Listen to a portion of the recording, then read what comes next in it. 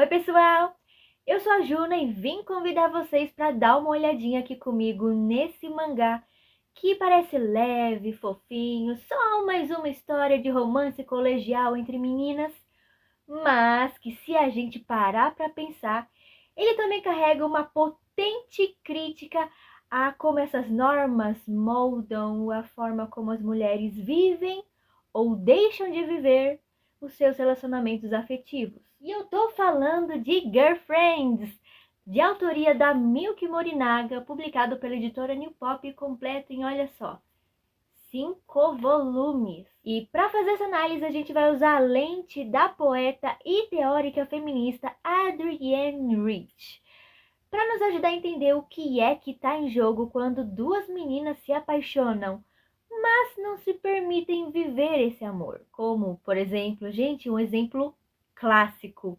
Nana. Pensa nas meninas, né, em todos aqueles toques, os olhares, o desejo, e como tudo isso fica suspenso em um quase. É justamente isso. Quando a Rich fala que as mulheres são proibidas de verem umas às outras como fontes possíveis e legítimas de prazer. Calma, calma que sim, em Girlfriends as protagonistas ficam juntas no final. Mas boa parte da narrativa é mostrando como elas são atravessadas por essa proibição. Elas duvidam dos próprios sentimentos, elas se forçam a gostar de garotos, inclusive tem uma dificuldade ali bem presente de dar um nome para esse desejo. E é aí que a teoria da Rich faz todo sentido, né, gente? Porque veja só, a heterossexualidade compulsória nos ajuda a pensar em como a sociedade ensina as mulheres a serem heterossexuais, por mais que isso não faça o menor sentido para elas. Pois veja bem, desde cedo somos ensinadas a gostar de homens, casar, ter filhos, todo esse script. Ou seja, não parece uma escolha livre. Muito pelo contrário, trata-se de uma imposição social. Ou como diz Adrienne Rich no arcabouço teórico dela, trata-se de um regime político.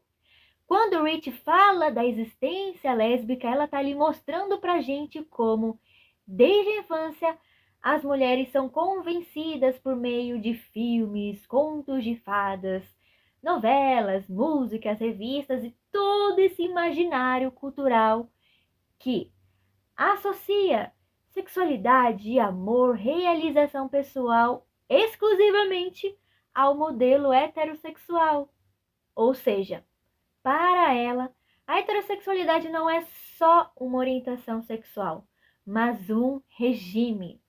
Um regime que mantém as mulheres subordinadas aos homens, apagando outras formas, outras possibilidades de desejo, afeto e identidade.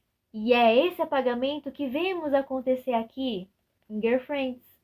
Para quem ainda não conhece a história, a gente acompanha Ako e Mari. Elas se conhecem no colégio e começam a construir uma amizade muito intensa.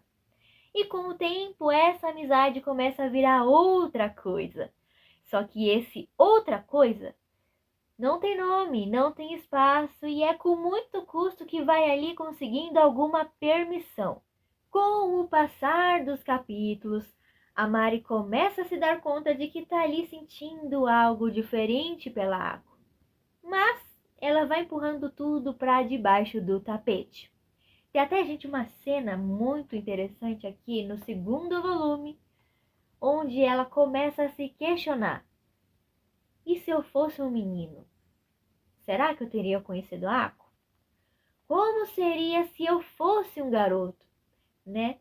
Como se o sentimento, como se o afeto dela só pudesse ser legítimo dentro de uma lógica hétero. E isso não tá só em Girlfriends.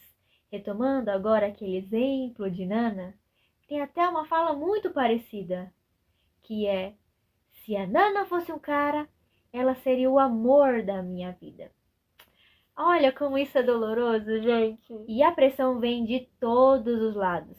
Tem várias cenas casuais da Mari com a família dela, onde a mãe pergunta sobre casamento, filhos, sobre o namorado que ela supostamente tem. E é aí que a gente vê a heterossexualidade ali se fazendo presente como uma exigência natural, como se fosse o único destino possível. A Mari até tenta seguir esse roteiro.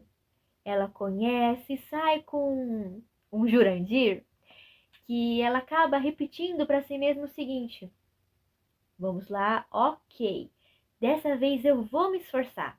Vou me esforçar para gostar dele direito. Agora presta atenção aqui rapidinho. Como é que alguém precisaria se esforçar para sentir uma coisa que todo mundo diz ali que é natural? É dessa compulsoriedade que estamos falando. Agora, falando um pouquinho da Ako, ela tem uma fala muito significativa numa cena de flashback. Ela lembra de quando começou a se interessar por usar essas roupinhas bonitinhas, arrumar o cabelo, ser toda feminina e diz: sempre senti que estava faltando alguma coisa. E aí eu fiquei pensando, será que essa sensação de vazio não parece que vem justamente desse incômodo de estar vivendo uma vida moldada por regras que não conversam com o que ela realmente está sentindo?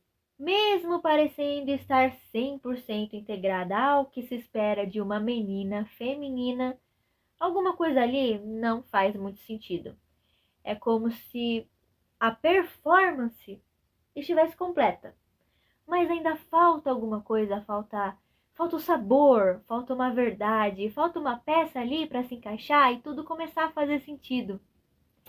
E é esse sentido, gente, é essa peça que ela encontra com a Mari.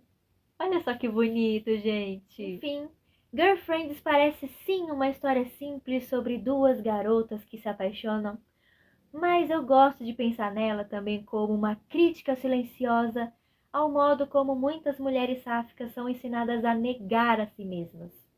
E é por isso que histórias como essa importam, porque toda vez que duas mulheres se olham, se escolhem, se amam, uma rachadura se abre nesse dito regime político que a Adrienne Rich relata. E é nessa rachadura que a gente respira, que a gente sonha, que a gente vive. Se você gostou dessa análise, deixa um mimo aqui embaixo. Um like, um comentário, uma inscrição e eu super tô aceitando sugestões de vídeos. Aliás, comprando usando o meu link aqui na descrição, você super apoia o meu trabalho. É isso, muito obrigada a quem assistiu até aqui e até a próxima. Tchau, tchau!